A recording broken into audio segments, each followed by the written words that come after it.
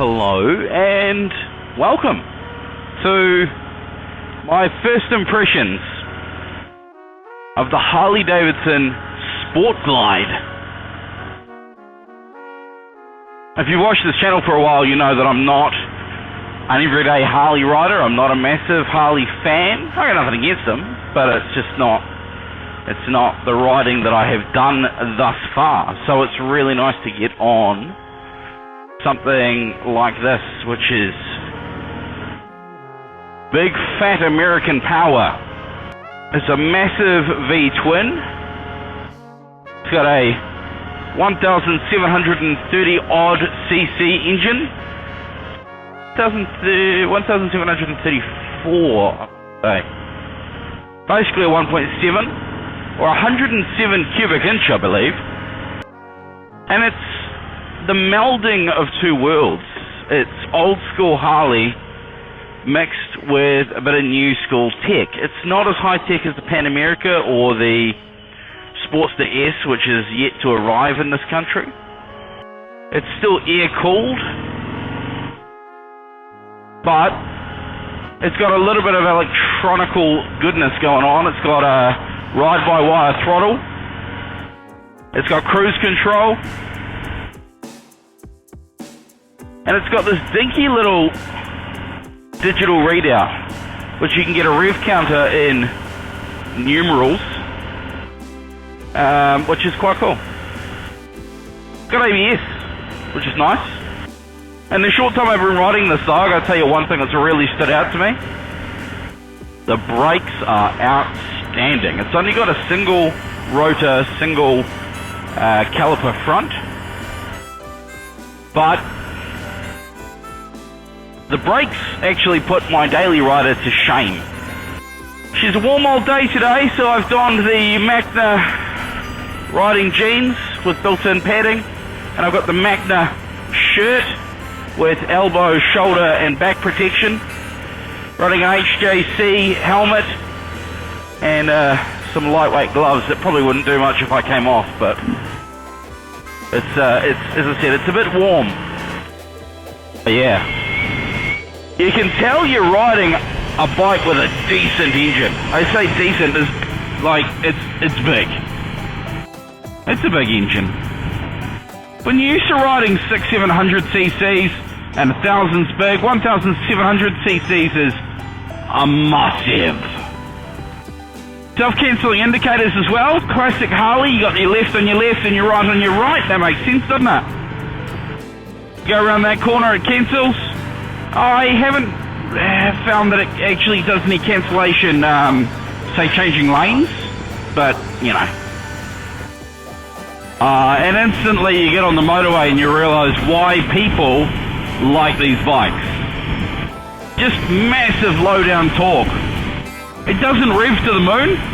Probably got about a, and don't quote me on this, I think it's around about a 6,500 rev limit, but it's a cruiser through and through. That's what it is, that's what it's made for, that's what it does. And it does it really comfortably. Obviously we've got the foot forward seating position. Quite a comfortable main rider's seat. I don't know if the pillion would be too stoked to be sitting on there for too long, but that's what it is. Little in the way of wind protection, so a day like this is the day to be riding this bike. When you want that wind, you want as much ventilation as possible. Tell you what though, this bike does come with factory lockable panniers. Solid hard panniers on the back here, and they're incredibly useful. Meaning this bike could be a daily rider. This bike could be your workhorse, but also brilliant for road tripping. Adjustable preload. There's a knob down under my bum somewhere here. Look at this. Cruising 100 kilometers an hour, 2,670 RPM, fifth gear. It does have 6 gears. I haven't really needed it. I mean, I could go to 6. It would do it quite comfortably. And now we're down to 2,250. Cruising, good for fuel economy. What else have we got on our little speedo here? That's range, no, that's yeah, range to empty, I think. 141.3 Ks to empty. What else we got? Trip meter A, trip meter B. Oh, that's our range, 160 Ks. We've got a clock. And back to RPM. Now, being a Harley-Davidson, as you would expect, there are a myriad, there are heaps, I won't say millions because that's a gross over-exaggeration. There are heaps of customizations available for these bikes. You can get the old Screaming Eagle ear intake. I've got a standard ear intake on this one. Down here by my right knee. You can get a Screaming Eagle exhaust, which really gives it that Harley sound. And I'm led to believe this front fairing is removable as well.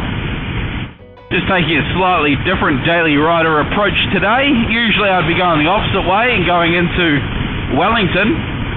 But today, I got no work, so I don't need to go to Wellington. So I thought we'd go north. See where the road takes us. Now, I started this video by saying I'm not a Harley rider. I don't ride these bikes regularly. So I couldn't tell you the minute differences between the Harley-Davidson Sport Glide and the Street Glide or any of the other ones. I couldn't tell you the minute changes they've made. But what I can tell you is that the seat is comfortable. The bars are right there. The brakes are fantastic. We've got LED lighting. And there's some grunt to be had when you twist the throttle. So quite maneuverable for a cruiser. I had in my head that this would be a difficult bike to ride.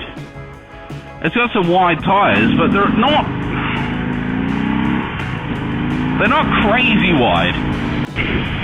And with cruise control, this bike's brilliant. It's super stable. Like I can ride along quite comfortably without hands on the bars. I can control it on an easy corner with my knees. We're cruising up State Highway 2 through an area called Timarua, which is just south of the Rimutaka Hill Road. Across the Rimutakas into Wairarapa. She's quite busy on the roads today, I will say, so we won't be going crazy on this hill, but we're also on a cruiser. So why would you want to go mental when you could just cruise? There's a few visceral, quintessential Harley-Davidson things that you do notice when you first sling a leg over this bike, especially if you're coming from a sports bike or an adventure bike or something much like I am.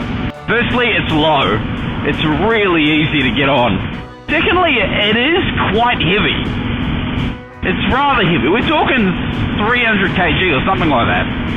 So when you're slow speed maneuvering, you notice that, but it's not, it's because it's so low, it's quite easy to maneuver. It is a tank. Handling is still good though. There's no excess bar vibration. And the third thing you really notice is when you plunk it into gear for the first time. And actually a lot of the gears, although smooth enough to go through the gears, you feel Thor's hammer sunking into place. You know you're in gear. You're not going to be hitting any false neutrals, that's for sure. It's definitely a comfortable place to be, to munch some miles, that's for sure. I couldn't personally take one of these off-road, gravel, anything like that. There's just too much prettiness about it. There's too much shiny black, too much shiny chrome. It would be just an absolute pain in the arse to clean. And it looks pretty, so I just want to keep it pretty, you know?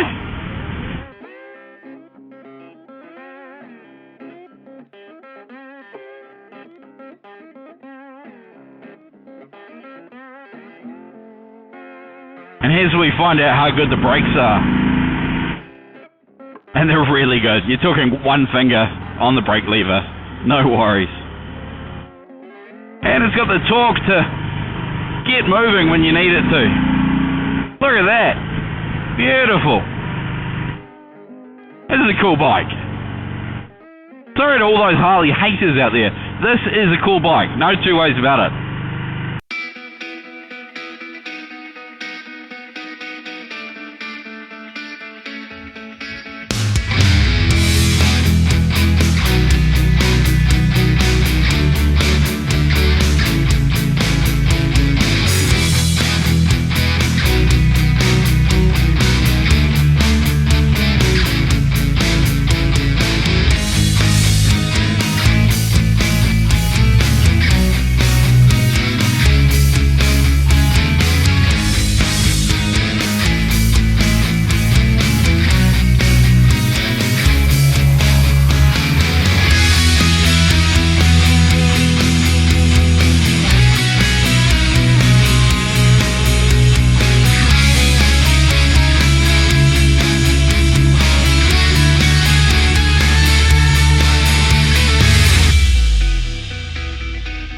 Been over the Rebutaka Hill into Wairarapa, and now go back and cue montage.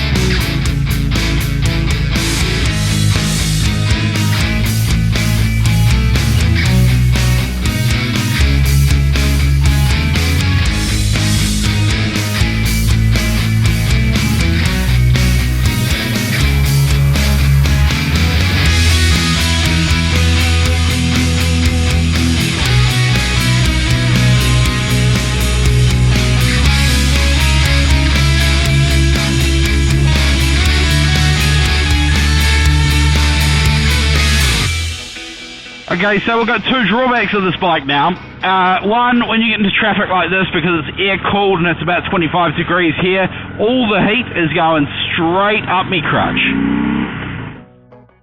My legs are getting quite warm and you need to get that airflow to get the coolness. So that's one downside.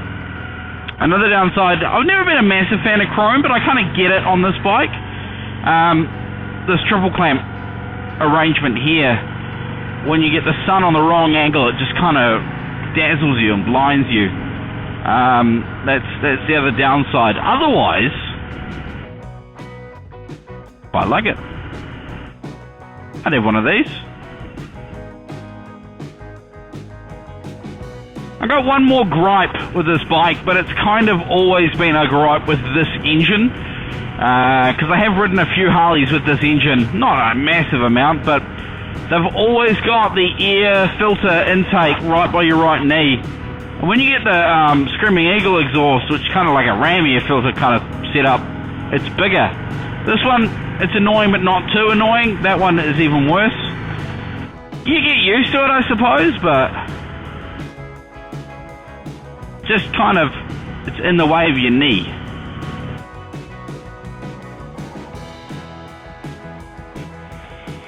The other cool thing I really like about this bike is the keyless entry system. Keyless entry? I want to call it keyless entry.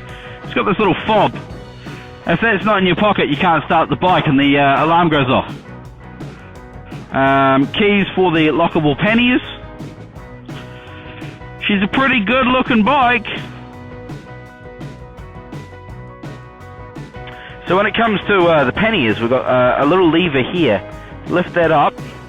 Pannier opens, chuck your stuff in, close, push down.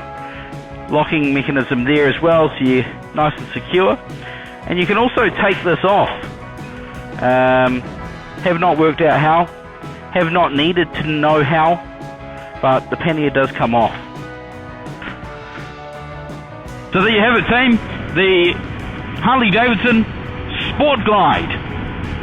Thank you very much, Harley-Davidson, for lending me the bike. Thank you very much, Forbes and Davies and Magna, for the jeans and jacket. Got to look the part when you ride a bike like these, right? If you want to know more about the jeans, the Kevlar riding jeans with built-in protection, and the, I want to call it a bush shirt, but I know that's quite wrong. It's all by Magna. Search out Magna on the web or go to forbesanddavies.co.nz. Thanks for watching. Hit that subscribe button, do the like thing, ring the bell if that's what you're into. Probably helps the channel somewhat. And if you're into Harleys, it's a pretty cool bike. But stay tuned. Later in the year, we're going to be bringing you the Sportster S. Wait for it. Righto team, stay safe on the roads, keep the rubber side down, throttle on, hooroo. We'll talk to you next time.